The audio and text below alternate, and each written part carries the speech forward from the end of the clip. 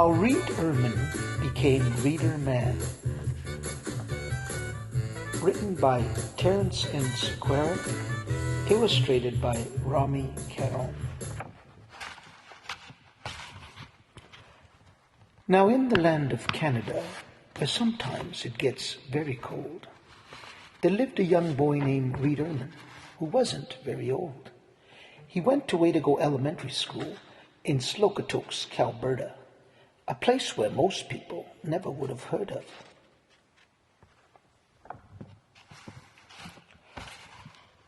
Reed had a pet turtle, and he loved to draw and paint. He could also play a saxophone, kick a ball, and even shoot a puck. But when it came to reading, it seemed that Reed had no luck. He would look the other way when he was asked to read. He would pick a book with more pictures and less words. And when his friends said he couldn't read, he just laughed and said, "That's absurd."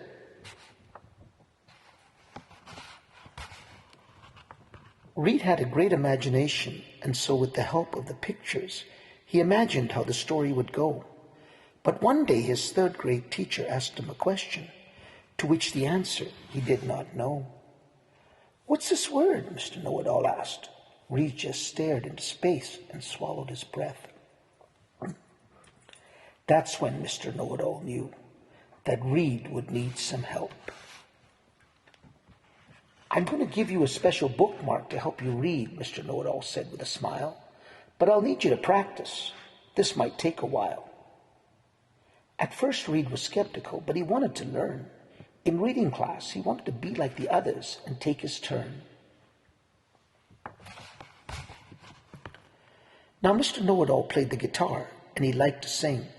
Reed wanted to be just like him because he thought that was the greatest thing. So Reed agreed to look at the bookmark and give it a try. He quickly took it from Mr. Know-It-All's hand, and then he waved goodbye. When Reed got home, he started to study it, but there was so much information there, and soon he wanted to quit. "How can I remember all this and make it mine?" he wondered. "I know, I'll make up a special rhyme." Then he looked out his window and saw a rabbit hopping by. He imagined the sound of that rabbit's footsteps. Thump-de-thump, de-de-de-thump, de-thump. Suddenly Reed got an idea. "I know," he said. "What if I chant this bookmark like a reading superhero?" Then, blowing notes on a saxophone that were high and low, he played a melody that many people may know. So with his pencil in hand and humming the tune, all the key words on the bookmark began to make sense. It was like Reed jumped over a fence. Then the next day, Reed walked into the class with a grin. "I've memorized the bookmark," he said with glee. "I figured out a way to remember all these strategies." "It's wonderful," Mr. Know-It-All said. "What did you do?" "I figured out a cool rhyme.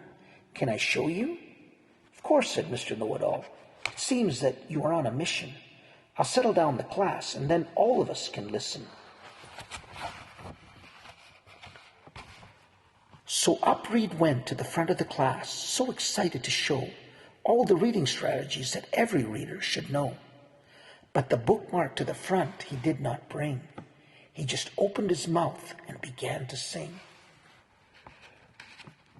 Reader man, does whatever good readers can. Picture clues sounded out. This is what it's all about. Hey there, here comes the reader man. Begins to read expressively, decodes words phonetically, retells beginning, middle, and end, comments or questions again and again. Hey there goes the reader man. He locates tricky words and recalls main ideas, aware of punctuation at all times, rereads words if necessary, recognizes sight vocabulary, self-corrects when meaning's lost. This is why he is boss. Hey there, books can be really hard to read, but if you use these strategies, you too can be a reader, man. And so throughout that year, many children started to remember the reading strategies by using his chant. By the end of the year, their reading did advance. Then one day, Reed was looking up high when he spied a beautiful goose way up in the sky. He put up his arms and reached out his hands, hoping the splendid creature would see him and land. "You're beautiful," he said. "I wish I could fly." You can, she replied, "if you only try." "What do you mean?" Reed said, confused.